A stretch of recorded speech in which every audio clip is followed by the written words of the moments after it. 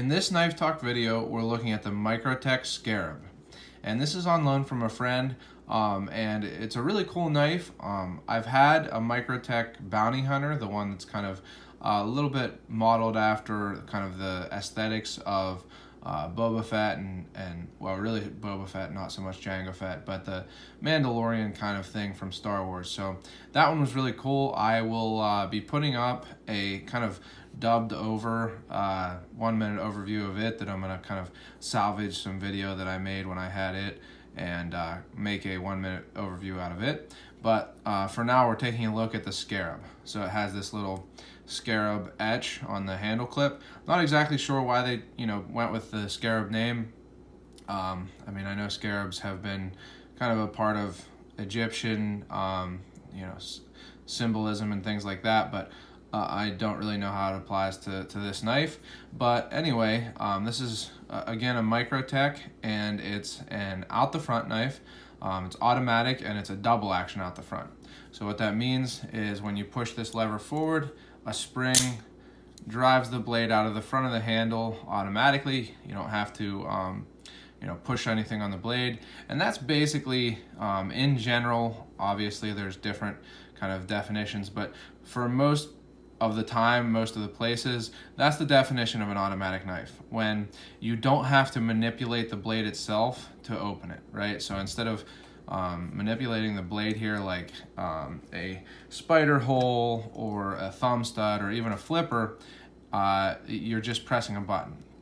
And when I say this is a double action, that means that unlike some out the fronts where you have to pull a lever back to retract the blade, this one you just pull the same button back and it retracts automatically also. So using a spring for both directions. Now, one thing that a lot of people kind of have some misunderstanding with sometimes is that assisted knives, they think that they're automatic, but just because it has a spring usually doesn't mean that it's automatic. Rather, because on an assisted knife you're either pushing on the thumb stud or on the flipper, you're manipulating the blade directly, meaning it's not an automatic. But this is an automatic. Again, it comes straight out the front of the handle. That's why it's called an out the front. And these Microtech seem to be made really well. The Bounty Hunter I had, snapped out really quickly, just like this one does, really snappy. You can see here with the date on this one, this is definitely not a new knife. So it's been, carried, I think some, or used, it's been owned for a while, probably, flipped open or I guess deployed open and closed quite a bit because it's it's a fun mechanism. In the last coming up on 8 years of existing, and it's still really quick. It's still really snappy, opens really easily and really quickly, and closes just as easily and quickly. And that was the case for the Bounty Hunter that I had also. It was really fast, really secure feeling deployment. On this one, I actually didn't look at it yet, but just a tiny little bit of side-to-side blade play, no up and down, and that's really to be expected with out the front knives because of the mechanism, because it's sitting in the kind of a channel wide enough for the blade there. It's hard, and I think it, I don't even know if like a custom or a really high-end one wouldn't have that very slight blade play. It's just kind of part of the design. But that's, kind of the biggest difference between this knife and every other knife that I have or that I've made videos of, is that it's an automatic first, and secondly that it's an out the front, which is kind of a cool thing. I actually really think that out the front automatic knives are cool, they're fun, they're interesting, and I first heard about them, I think, and somebody told me that they didn't know what I was talking about, but I remember in the movie or the show X-Files, the aliens or the aliens in disguise used some kind of out the front. It wasn't really a knife, it was more like an ice pick that came out the front of the handle. But I remember seeing that and thinking, wow, that's really sci-fi and high tech and everything. And then it turns out that we've had these out the front automatic knives for decades, I think, at this point. So really cool in that way, and just an interesting mechanism. I actually have never taken one apart. certainly didn't want to take the bounty hunter that I had apart, and I don't want to take, someone else's knife apart here.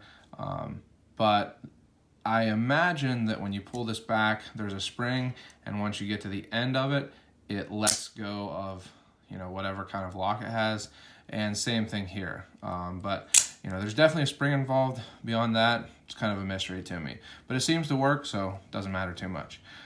They definitely don't make this, Microtech definitely doesn't make these knives so that they, invite you to take them apart.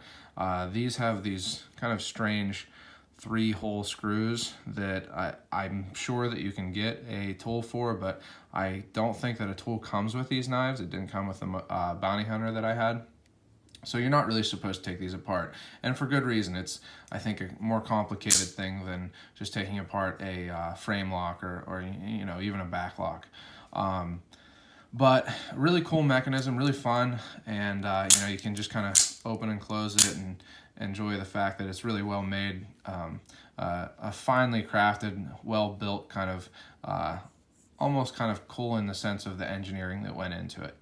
But kind of moving on from that, you can see that this has a very pointy spear point shaped blade with a double edge and partial serrations.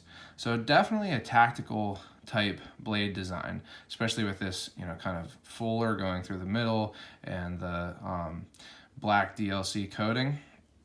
It is S30V steel, so it would work well for cutting things and hold an edge well and everything. I'm not exactly sure that that's what this is designed for. I think it's more of a tactical blade design. Be good for first responders, things like that, cutting seatbelts with those serrations, or police officers. And then to go along with that, it does have on the butt end here a window breaker. So I've never tried to use one of these, but probably would work as long as you hit the window hard enough, right? The handles, kind of going along with that, kind of use profile there, they are relatively slick. I think that the newer Microtech UTX, I think it's what it's called, but there's other ones, have kind of a texturing, kind of like a triangle shaped pattern along the handles to give it a little bit more texture. But this one's just smooth aluminum. So just real smooth aluminum, kind of a matte finish because it's, anodized aluminum, but it does have some jimping here to give your finger a little bit of catch there. So I think you can get a good grip on it and everything. Because it's a relatively simple handle, it feels all right in the hand. It's a little boxy feeling just because it is, like a box. So it is a little boxy, but it's not too thick. Definitely not like too wide for you to grip. You do have space to get a full 4-finger grip, and that's even with my web of my thumb below the button when it's open, which is how I think you would probably hold it. I don't think you would like go over top of that. So it feels all right in the hand, and I don't really think that it's going to slip out of your hand because of this, and it does get a little wider at the top here, but definitely not the most traction, especially compared to G10 and things like that. Kind of moving on to the legality issue with these. Where I am, they're legal to own, so you can own it, you can have it in your collection, you can enjoy it at home, like I said, just enjoying that really cool mechanism, but they're not legal to carry. And don't really want to talk too much about like the legality of things, but it's really stupid. And there's a lot of reasons why it's really stupid.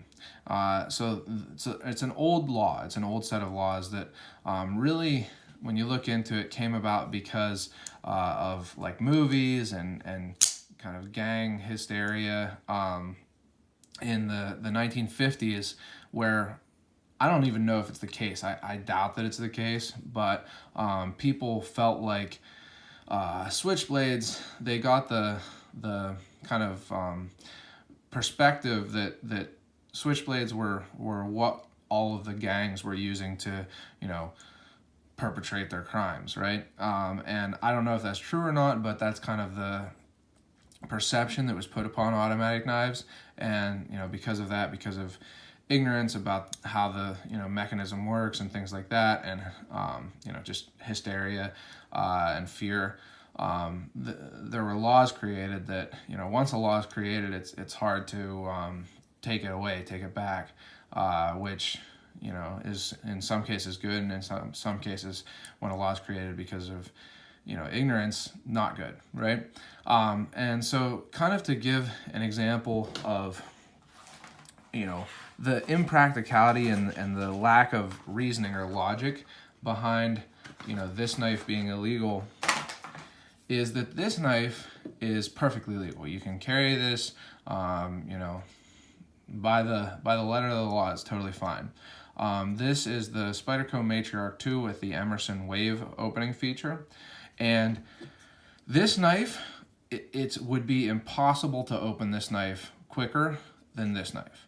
This wave feature, I'm sure a lot of you are familiar with it, but if you're not, how it works is when you pull this knife out of your pocket, this catches on the pocket and opens it as you pull it out. So this knife is going to be open literally as soon as it's out of your pocket. Whereas this knife, you grab it, you pull it out of your pocket, and then you have to do this. Well, considering that, so this knife, the Microtech Scarab, that is legal to own but illegal to carry, is definitely slower than this knife to open, if that's like the reasoning. I think some people that's what you guess the reasoning for this, for automatics being illegal is, but illegal to carry. But then if you look at something like, this is just the knife that I had in my pocket, a Spyderco Resilience. So what are the steps of getting these knives out and opening them so that you can use them, for whatever?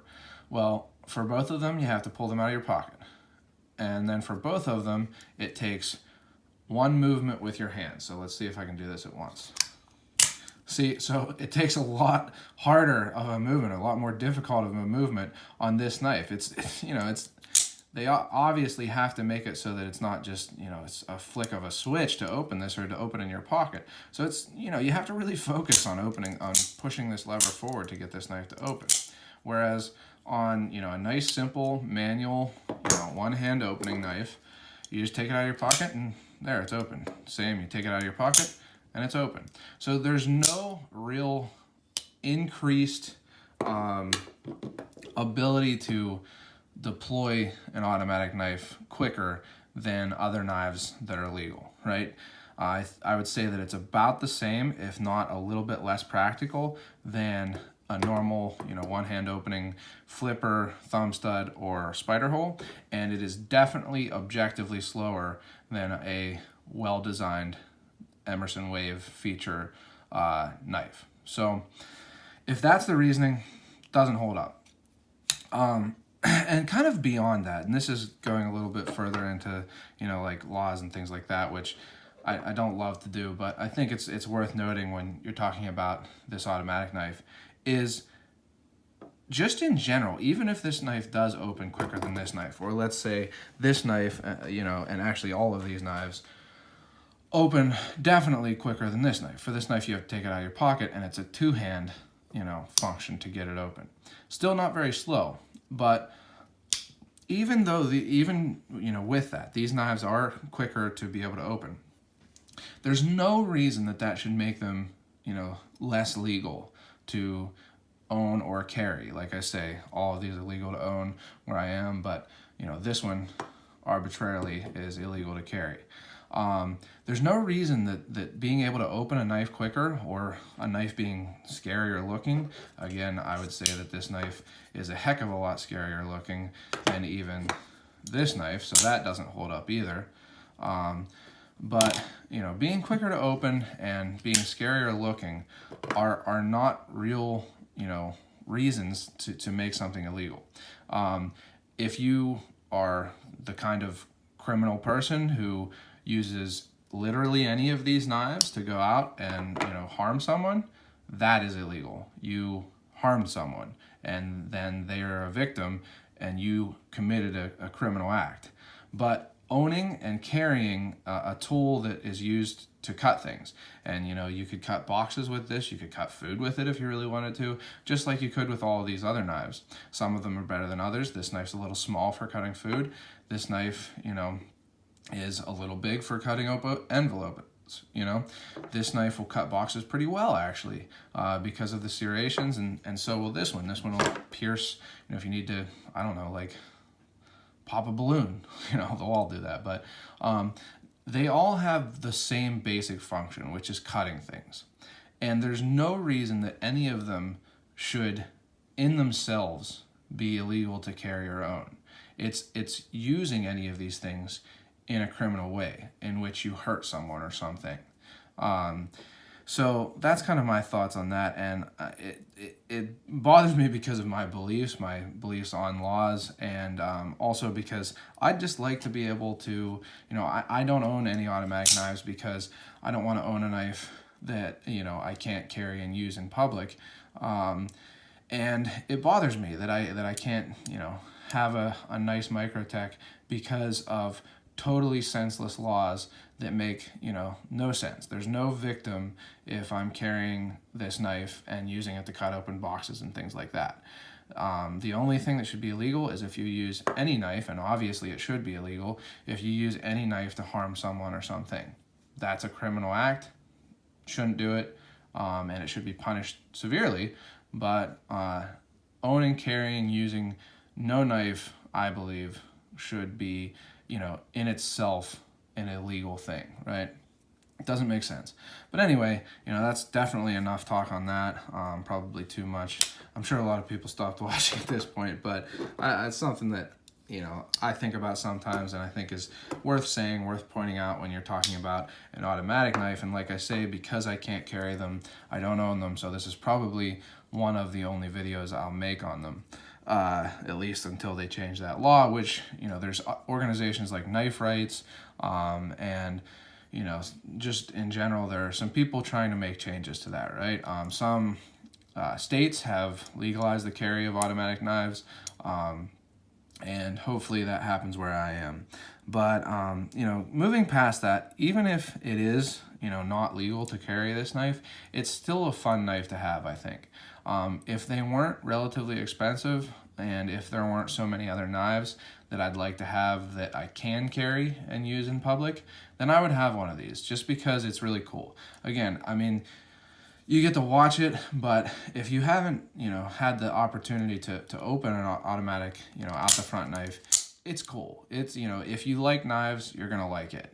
It's, if you appreciate the mechanism of locking, different locking mechanisms or different opening styles, like, again, thumb studs, spider holes, things like that, you'll appreciate just, how well done an out the front like this from Microtech is. It's just a fun thing to do, opening and closing it, and just appreciating how well it's built and the ingenuity of the mechanism. So it's a fun knife to have. And again, if there weren't so many other knives that I could be spending on money on, I would have one.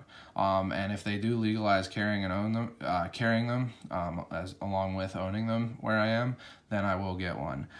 But then, kind of moving on to the last thing, I don't know anything about what the warranty with Microtech is like. I know that they have a facility in Bradford, Pennsylvania, which is, relatively close to me. I've never been there, but, I appreciate things that are made in the, locally. And then I think that they have one in North Carolina also. I thought that was where they were making their suppressors and stuff, and they made their knives in Bradford, but the owner of this knife said that he thinks that they make these knives in North Carolina also. So I'm not sure. I've never used their warranty, obviously, and I have never really even heard too much, reviews or experiences with it. So that's something that I can't give much information on. But, I would guess that it's, they have to be able to stand behind their products. But like I say, I can't really say too much on that. But with that said, like I mentioned before, this knife was made in November of 2010. So it's been around. It's been, I'm sure, the owner has, like I say, just enjoyed the coolness of the mechanism, open and closed it a good bit, and it's still working well. So, you know, that's a solid 7 years of, you know, being out there without any issues, still working great. And again, just to reiterate, a really well-made knife, feels well-made, no, you know, fit problems. Again, slight blade play, just very slight. You can probably hear it a little bit there, but none this direction. And you know, I don't think that you can fault Microtech for that. And a really, you know, kind of very tactical design. It's definitely hit hit its mark, if that's its mark, and I think it is. So, you know, a cool knife, a fun knife, and as long as it's something where, you know, it's legal for you to own, which a lot of places they are legal to own, and you can justify having it but not carrying it if it is, you know, not legal to carry for you, or, you know, hopefully it's legal to carry and you can carry and use it, you know, and enjoy it in public as well as, you know, just in your collection. But the Microtech Scarab is a cool knife from Microtech, and make sure if you have enjoyed this video, you go ahead and take a look at my other videos. I've got lots of 1-minute overviews on all kinds of different knives, and I've got lots more coming out. So if you would like to have notifications when I put out new videos, make sure you subscribe, and don't forget to go out and do good.